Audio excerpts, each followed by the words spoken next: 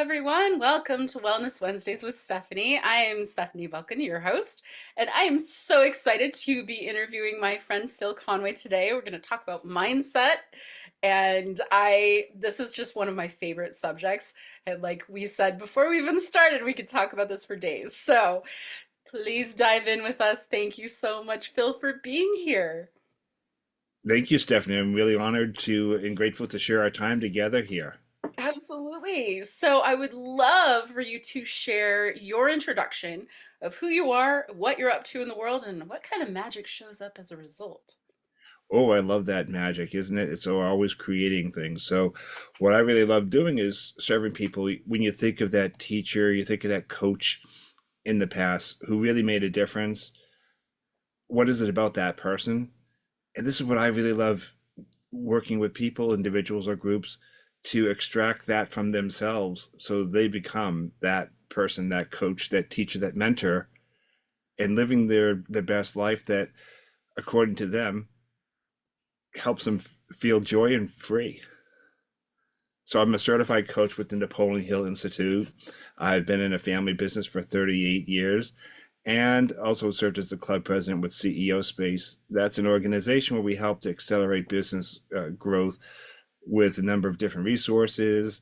And what I really love a lot is the spirit of collaboration, becoming a master connector. So serving people and the idea to stop the idea of competition in business and in life. So this way we really are empowering, serving people together. And it's not about competing against other people. It's us being better than ourselves every day. And that's how we show up and grow because we're always either growing or dying. And, within my family business, I really loved serving people as they went through their pain towards a healing as a funeral director and as a funeral service professional, whether it was hosting meaningful events, whether it was people who afterwards we followed them up and helped them find their new path, their new joy, moving towards their pain and support groups and social activities, or people who are in a planning type of situation with paraprofessionals like financial planners, estate attorneys, uh, Medicaid people, the different things that go along in the different life milestone stages of life. And really was what I enjoyed. And I really just love businesses too. So whatever, working businesses together in masterminds, those are some of the things that I really enjoy doing is helping people get from here to there in a way that means it's meaningful for them. That's awesome. Yep, it sounds like you are a very driven person. You love learning and you just keep going. I think that's amazing. I'd Absolutely. love to hear your why. So, what led you into the CEO space and Napoleon Hill Institute? What grabbed you and pulled you into that? Oh, I love that question. That's a really great question. It's one that I like to ask the people I'm privileged to work with as well, too. And because we have to have a why, or else if we show up in the morning, what are we going to do? Are we just going to go through that hamster in a wheel? Or are we going to make something that's really special for us? And as you're working within a family business, I always had an idea. I want to expand and grow and find different ways that we can serve a variety of different types of people in ways that make sense for them. And ultimately, it didn't work the way I would wanted it to. And I was grateful for the material I came up with because I was always searching for something to go deeper. Hmm. I ended up discovering, like Napoleon Hill calls the idea of drifting. Drifting is just waking up in the morning and not really having a plan, a place to go. And it's letting external circumstances or people or conditions control what's possible instead of taking responsibility. And I didn't put it in words as such, yet I did want to have more of a responsibility in the direction where I would be going. And I was just patiently waiting, for things to change and for stepping into leadership. And it wasn't happening for me. So I'm a recovering drifter. Now I step into my definite major purpose. I think that's a part of life that's really so important. Why are we here? For me, being creative, kind, compassionate, and enthusiastic. Using those as a way for me to achieve the goals that I want to achieve, and helping others to see for themselves that we don't have to have limited beliefs. Because I was stuck waiting there. I would not like to see anybody else, whether you're in a family business and whether you're an employee, you want to step out and do your own thing, or even what's better, what I love, how do you empower employees to see themselves differently so they can actually be the next owners of that business, Oh yeah. and they can step into that, and the owner steps away with higher equity because with a better attitude, the business grows faster, it goes wider, it goes deeper, and everybody's enjoying more financial freedom and more time freedom, not less time freedom and less finances. And that's where we have to turn things around. I agree. Absolutely. I'm doing that work in a cooperative structure for this new collective that I'm building because I felt that if everyone involved takes ownership of the business and fully engages in the way that they would as an owner, it changes how people respond and how they act in a Oh, business. absolutely. Customer They service commit goes more. increase. Yes. It's so different. So that was the biggest reason was the way that people show up. But even beyond that, being able to share equity, like not putting somebody at the top that gets all the money, that we all get to share the success Absolutely. of the That's what I business. I love. think it's You beautiful. know, think of this in the restaurant. They were talking about they can't find people because they didn't have the training to help people feel better themselves. And so if you worked at a restaurant, you're being attacked by customers and by attacked by the people who are, managing. Now there are some phenomenally fine, well-run businesses. Obviously, there are. Unfortunately, there's more that are not. And Yeah. because of that, it's simply how are you showing up to be a better version of yourself every day, and asking yourself questions, 10 questions a day. How can I improve my service to the people in my environment, the people I work for? How do I make their life better? How do I make my life better? And the people we get to serve together, we get to serve them. It's not like you owe me a check and you get 8 hours of my day and that's it. Right. That attitude isn't the best kind of attitude for serving people and leaving them better. Absolutely. So I loved something you said before we hit record was mindset as an activity. And I Oh yeah. thought, what a great title because it really does, it makes us really think about mindset and think about how we are taking action in our mindset. It's so Hmm. different than thinking about mindset as like something you have to change in your mind. No, there's actually actions, tips, techniques, to different ways that we can access these things to move in that direction. So this is an awesome conversation.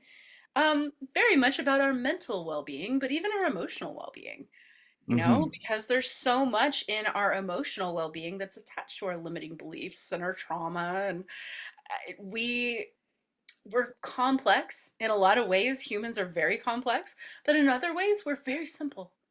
Hmm. So it's almost like, in some ways, you have to see the simplicity of the human being, that we have basic needs. And then when you dive into the complexity, you look at the individual and how Hmm. different we are. So, yes, thank you, Phil. So, I would love to chat a little more about your teachers. Who have who have your teachers been that have been the biggest inspiration for you in this journey? Oh, that's another amazing question too. There are many, of course. It's not always just that one. Every time you think there's just one, and then I am grateful to meet another, and I'm grateful to meet another. So even like yourself too, and how we interact with each other, there's always those new levels. When I was a kid, going through high school, there was this one person who he was just amazing. He was a coach for hockey and football and golf, a teacher, religious ed, and a guidance counselor. And it took about 10 people to replace him when he died suddenly, halfway through my high school years. And, there was a void there. Of course, we know as survivors, we always press on. And as energy can never be created nor destroyed, we know that energy is with us and that spirit is with us. So he was with us in a more powerful way. And that was, in my youth. And then college, I had some good teachers there too.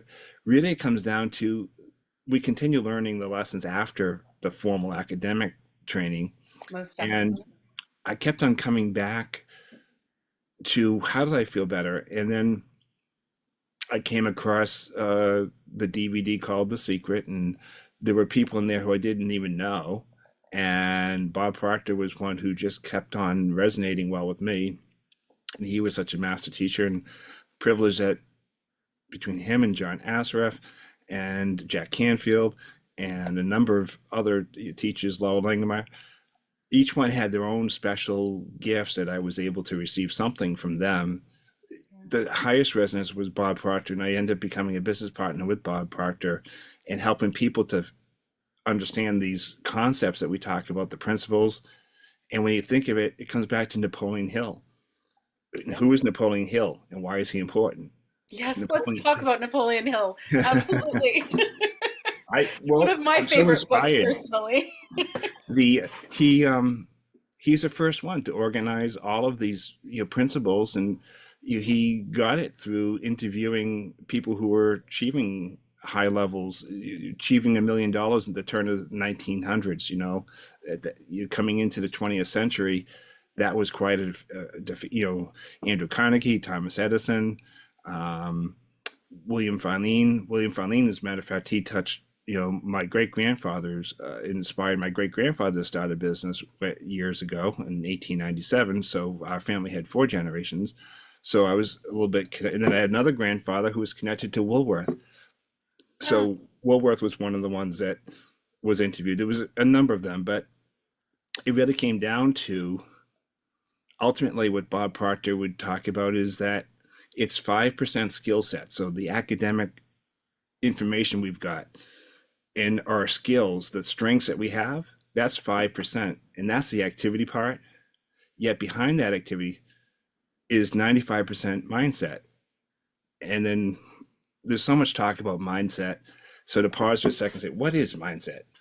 Mindset is not a thing, it's really an activity. And it's mhm, really a how we're being. mhm. I know like Daniel Goleman's had written a great book, Emotional Intelligence, and emotional intelligence being another word for vibration in science. And I know a lot of listeners of yours would be familiar with the energy. And, we talk about the great laws in science, the universal principles would be like energy just is, it's not created nor destroyed. And Right. then we talk about spirituality being, we talk about infinite intelligence, as Napoleon Hill talked about. And that can be, it's just everywhere, at all places, at all times, omnipresent and always there. And it never has a beginning, it never has an end. Yep. Yep. And so, I've been exploring the concept of universal consciousness as well. yeah, We yeah, all have connection and we're all connected to this universal wisdom. It's all just tapping into like this different field of knowledge, of understanding. absolutely. And then so from that 95% mindset, because that's where we have to be as we take the actions, because you can take actions and be an unconscious. There's quite a number of people who unconscious competence where they can achieve high levels in sports, in music, in the arts of other sorts, in business, in life, in relationships. There's different intelligences and different, emotional intelligence is being one, spiritual intelligence, and physical, kinetically. So the idea that they're not going to be as conscious about going forward, but they happen to be the 1%. They're not 90% of people, Hmm. or 98% of people. Really, if you start to understand this information in these principles, that Napoleon outlined 17 principles to put together. The most important one is Napoleon Hill would say cosmic habit force. It's your general sense of being, which is kind of an attitude. And an attitude is that if you look at mindset, it's an image we can hold of it. And so we have a conscious mind and a subconscious mind. And the subconscious mind is really our power center. Think of it for a moment. We don't think about breathing. We don't think of our heart beating. We don't think of the blood circulating through, or nutrition being digested and absorbed into the cells of our body. Those things are happening, and it's because the nerve center in our subconscious mind does that. Mm-hmm. And the problem is that if we do think in pictures, the problem is that it's very cloudy, and it's not a clear picture of the mind when we don't have an image of the mind. So Leland Val Vanderval really helped Bob Proctor to understand we have three different levels of understanding: spirit, intellect, and our physical bodies. Mm-hmm. And because 99% of all in science that's out there, we don't see. Everything we see is less than 1% of all that there is. Think of the universe, it's always expanding, right? And so if I could just share a little picture here that brought that image, and to prove that we only think in images. If you were to think of a color, you think of red, what do you think of? I think of an apple. Apple. Okay, apple, some fire engine. And if you Mm-hmm. think of blue, what do you think of? The ocean. The ocean or a sky, right? So, Uh-huh. but all of us have, from our perspective, a color represents something, but we see that. We see the Mm-hmm. ocean. It's not just the ocean. You're probably thinking of a specific beach, and whether it's big waves or small waves, or whether it's mountains, or whether it's just a flat white sand, Mm-hmm. or whether it's rocky like we have in New England. We have like rocky brownish kind of Mm-hmm. gravelly sand type of thing. um you think of your house, you think of the front door, you think of your refrigerator, you think of your refrigerator being a top and bottom, or a left and right. you know Mm-hmm. and you go in your mind, you see a picture, and if asked the questions, you could describe anything. But if you Yeah. don't have a picture, how can you Hard to describe. describe what you don't have a Um, picture of? So that's why the mind, as an activity, we have to have a picture of the mind. And so just to imagine, if you will, this circle represents the mind, and here's your body, and put a line across here, because here we have a subconscious mind. This is where we actively think, our okay. thinking mind. And the subconscious mind, that's our feeling. Mm-hmm.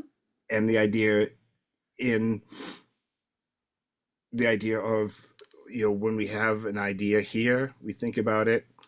And when we have an idea in our subconscious mind, well, that creates the habits. Because what is a habit? A habit are the actions that the body takes. So the Mm-hmm. subconscious mind is always in power, and it'll always express itself what's in there.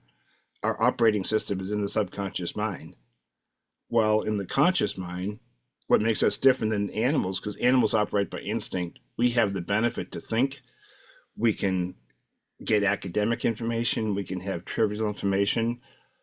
But if 98% of the people don't apply what they're learning, they're not going to have any results, because there's no actions.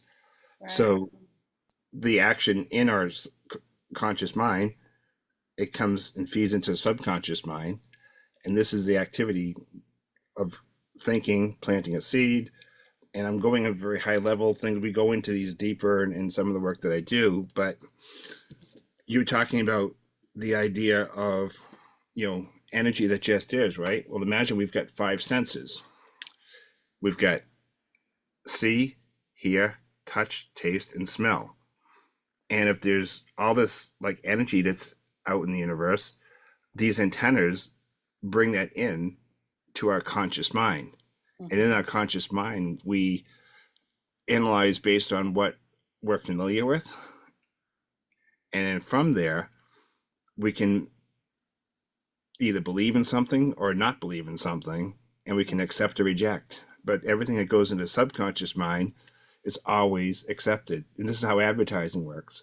Here's a message, it comes into the, what we hear, what we see, what we feel, And that's what they try to get at, is what we're feeling. Because if we're feeling, we're going to take an action, and the action they hope we take is to purchase that Go particular buy their product. product, right? So in our mind, we can, our way of being resilient is to accept what we want to accept, and we can reject what we don't want to reject. And whatever we plant into the subconscious mind, it'll either be positive, whoops, or negative. Hmm. So attitude is a combination of our conscious mind, our subconscious mind, and our habits. And Hmm. that's where mindset comes in. It's those habits that we have, and what are the habits that are helpful to us to move forward to what we want to do. Right. So I wrote down the inner work is self-driven, but it can't be done alone. Yes, I love that. It's a great. So we're talking about the inner work. So some of the inner work that I do is mindfulness practice. Hmm. In my mindfulness practice, I am able to catch myself when I'm triggered or when I'm feeling a certain way. Or so rather than reacting automatically to something, I have a moment before I react where I can make a choice. And that's Absolutely. what I try to teach people. But mindfulness is something you have to learn by yourself. It's something you have to learn within yourself how to use mindfulness. But Yes. there's a reflection of mindfulness when you're in a relationship. You can be an active listener and fully engaged in that conversation. That's a form of mindfulness, Hmm. how it reflects to other people. So there's so many things about how we shift in our brains or our thoughts or our feelings, and then how it translates to relationships and communication and um, community. Oh, It's absolutely. I all love that. It's interconnected. like we respond or we react to things. Viktor Frankl wrote Man's Search for Meaning. He was a Austrian psychiatrist in World War II, and you're probably familiar with him. For those who are not, Mhm. he was in a concentration camp. So the most adverse, the worst conditions you could ever be in, and all of his family was taken away right in front of him, and he was wearing down to nothing.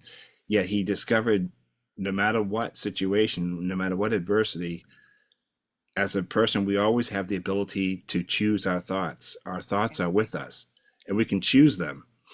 And he had a great quote, which I'd like to use, is that between a stimulus and a response is a space. And in that space is our power to choose our response. Yep. The response we choose determines our power and our freedom.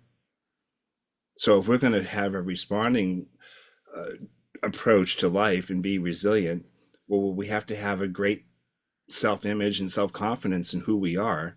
We have to see ourselves in the image of our mind, in the image of that destination, that worthy ideal. We have to see that, and we have to feel that first. Right. And that's the idea where, like, Neville Goddard would talk about living from the end, the assumption of the goal already achieved. Absolutely. So I'd love to share a little bit about mindset shifting. What is the actual inner work that goes into play when you want to shift a mindset? Well, I love this question too. So such good questions, and the shift that has to happen is our inner paradigm, the inner operating system that we've got. Napoleon Hill called it a rascal. This we're hardwired based on how we grow up and the environment, the people that we spend our time with.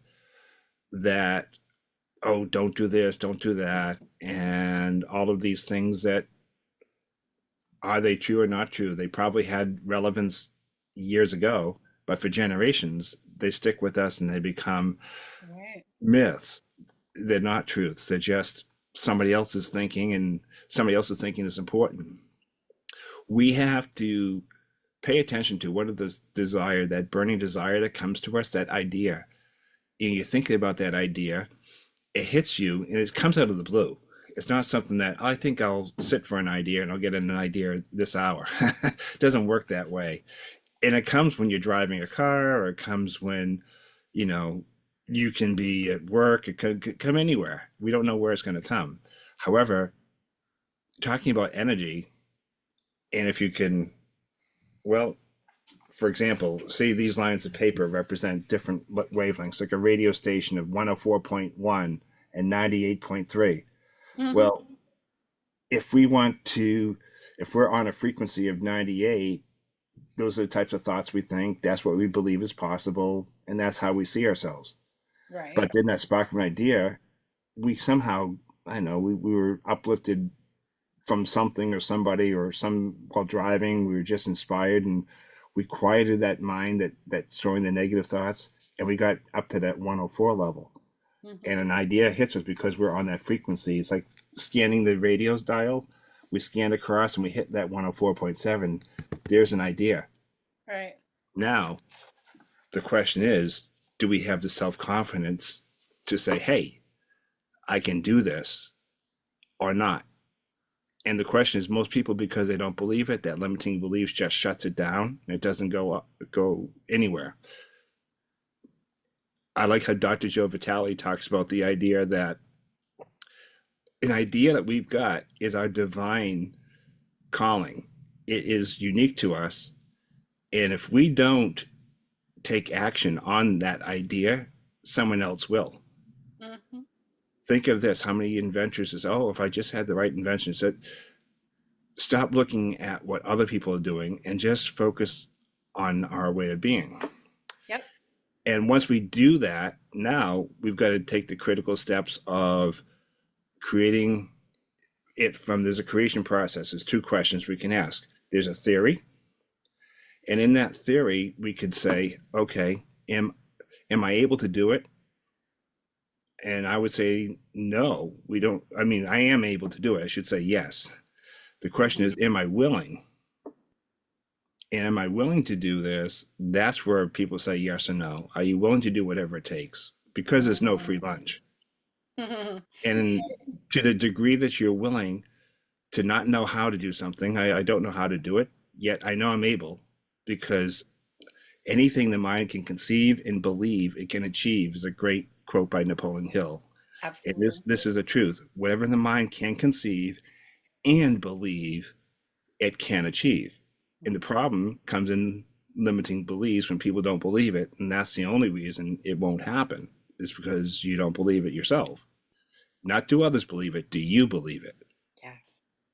And so we have to have that spark of desire. It's like you can't get more heat from the fire until you add more wood. So you have to add more wood, get more heat, and then that's like the desire inside of you. That emotional way of being, your beingness has to be as if it's already completed. And that's the hard step. So this is where we have to be willing to do what it takes to keep ourselves in that high emotional vibration that it's already done. Hmm. And it's going to take self-confidence, because other people's thinkers are going to try and shut you down because they're on the same frequency.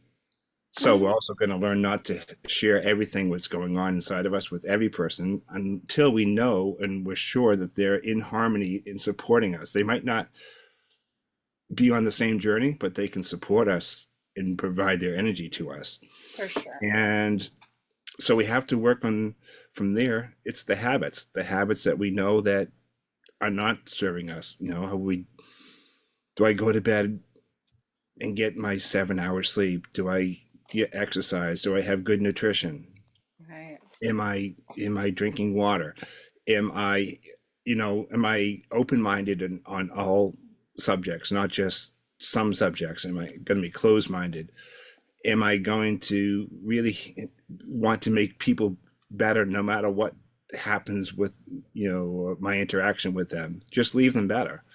So the habits, that the working habits, their contacting habits, their health habits, their uh, anything of these natures, that, you know, is drinking late at night a good thing? Well, I mean, once in a while, I mean, we can celebrate. We're not robots, yet at the same time, it's not going to be constantly the best thing that we can do.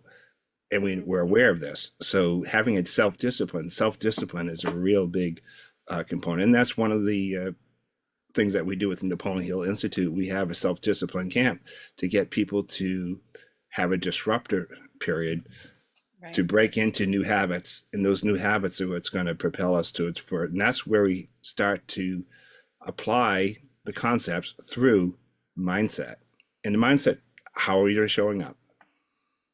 How are you showing up? How are you How showing are up? you being when you show up? Exactly, exactly. Yep. Wonderful. Okay. Let's see. So the next thing I wrote down is your reflection of the five people we spend the most time with. Um, so I love to talk a little bit about our influences and how they affect us, Oh yeah. particularly the ones that we spend the most time with. Hmm. Yeah, that's so important. And when you think about it too, think of like a recipe. When you mix the ingredients together, what comes out? How much part is, if you're making an apple pie, how much is the crust? How much is the apple? How much is the filling, and the all the other things that go into the yeast, right? If people are that mix of ingredients together, there's an energy that comes together. I know that, for example, if we all went to a concert, it was a whatever concert was going to be, we love that type of music. When you bring big people together, it's a fun time. There's a high energy there. Hmm. Every one of those people, whether it's 5,000 or 10,000 or 20,000, each one has a different experience. Yet, because of their perceptions, because of how they're seeing things and how they're believing, how's their attitude in life. So, yet they're all going to have a high vibration there. If it's a sports team, if it's a business that achieves a goal, we bring that together. So at the same time, if it's something that you would go through in a negative adversity, so when we're together in times of adversity, at times of grief and bereavement, for example, or a divorce, Right. when we go through these things, it's a part of the cycle of life. We don't negate those emotions. We acknowledge them. We are aware of them. We let them be, but we don't suppress them, because when we suppress them, it goes That's into when the it becomes a subconscious problem. mind, and Yep. that's what comes out and is going to be, lead to bad health habits in the future. And so the people we spend our time with, if we're through adversity, think of like September 11th. When we're with each other, we diminish the bad part of that adversity. So coming together as a group through Mm. bad times is a support, and that's very powerful. It's very helpful. It's very vital for moving step forward. And at the same time, when we have joy to share, that joy is increased. Hmm. So Absolutely. when we just stay to ourselves and we're not in community, we're not experiencing the joy at the same level. So virtual events are great. There's a really good energy there. Nothing can replace face to face. When we're having people together, we're coming together, in a group of 50 or 100 or 2,000 people together. That energy at a high level is going to be so much more powerful than just doing it on virtual. Right? Definitely. Yeah. So Yeah. that's why environment is important, and being with those who support you and they're on the same frequency trying to achieve good things. What I hear, like good people coming together with good ideas. But this expression I'm trying to think of how it goes is, you know, um, you know, small-minded people talk about other people and they don't achieve things. But people who are starting to achieve things, they talk about ideas. And there's Hmm. more to that saying than I did justice to it. But that's the concept where, when we talk about ideas and we talk about how things can be, not just to talk about it too, because we have to have a praxis in our conscious mind. We have to believe it, and we have to be logical about it, because that's where our logic is based in there. And Right. logic is in our subconscious mind as well, from our trainings. And if the praxis of believing it in a conscious mind, believing it in the subconscious mind, and taking the habits, those three being aligned, is who we're being. And that determines if we achieve what we want to achieve. And Hmm. if those aren't all aligned, It's not a good or a bad thing. It just, we can have the awareness that we can take a step and go forward. And it really takes about, that's where I think mentoring and coaching and teaching and therapy can be different ways to achieve that, because there's going to be blind spots that we have. And a Definitely. great coach, a great mentor, a great teacher will see where our understanding is and help us to see for ourselves. And that's really about extracting, because we've got infinite potential in us. Everybody has all the tools inside, and nobody needs another person. Yet, if we were operating at our highest level, we'd all be in that highest form of joy and our Right. highest form of happiness. And instead of having to like say, "Oh, I wish things were different." Hmm. Yep. Awesome. Yep, yep, yep. Oh my goodness. What an awesome conversation. Okay, so you mentioned the book Rules of Being Human. I'd love to get a little bit more about that and what you learned from that. Oh well, it's not a book as much as an article. Oh, it's Uh, an article. Okay. yeah, it's an article, and I'm happy to share this with anybody who might want that too. And essentially, we have three levels of awareness: how we're aware of things, spiritual, intellectual, and in our body, the Mhm. physical world. And when you think of it, how we are inside is those that invisible energy that we take in. It's like if you see somebody and you're triggered. If you're triggered, it's because there's an area inside of you that you haven't really come to resonate with. You haven't had a full acceptance of yourself, a full love. Mhm. And one of the biggest fears that Napoleon Hill talks about in the six ghosts of fears are the top two were fear of poverty and fear of criticism. Hmm. So those are much higher than fear of death. Although people Interesting. talk about death, taxes, and public speaking as being fears, and they certainly are. Why? It's because it's either there's poverty that's involved, or because there's uh, a judgment, a criticism. Right. Why I don't want to have external criticism, but then that's because I'm giving my power away to somebody else whose valuation I'm sensing is more powerful than mine. We want to flip that switch. We want to Yes. understand that we are more powerful in every situation we'll ever face, except Mother Nature. Okay, we're not going to win out over hurricanes or thunderstorms or tornadoes. However, we can make a choice to go to an environment that's going to at least protect us in a little bit from there, right? Hmm. Um, but the same thing with other people too. We have to be moving forward in a way that, because we're either growing or dying, what am I doing to grow myself, to gain new levels of awareness, and to look at the world differently? Because once you learn something, you're at a level of awareness you can't unlearn it. Definitely. Absolutely. Oh my. Okay, so, hmm, what else would you like to share today, Phil? Oh well, there's so many different things, and we're just touching on the surface. I mean, we're not even hitting the tip of the iceberg. We go deep down in a lot of these different things, and that's why I really love spiritual retreats, and going to a resort where people come together and everybody has specialized knowledge that's within them. And this is kind of why I enjoy with businesses bringing masterminds where we have people with great ideas, and everything is achievable as long as we believe it to be.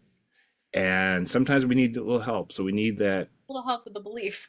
Yeah, Yeah. a little help with that, which is good. We can lean on and be supported by, yet we have to do the work. Martin Root had a great quote that you have to do the work by yourself, and you cannot do it alone. So it's going to take other resources and people who have the specialized knowledge. And this is that first creative question where, am I willing and am I able? Well, the key is that I am able, I just don't know how. And am I willing? That's where, well, you heard Kenneth Blanchard talk about the idea of those who are interested, they're going to do what's convenient. They'll do it for a while it feels good, while it looks good to the outside. Yet when you're committed, you're going to do whatever it takes. Right. It's kind of like bacon and eggs. You know, the chicken is interested, but the pig is committed. Yeah. Yeah, that's for sure. Wow. Okay. Wonderful. Yeah, I mean, we could certainly do another one of these conversations, go deeper on even more of this.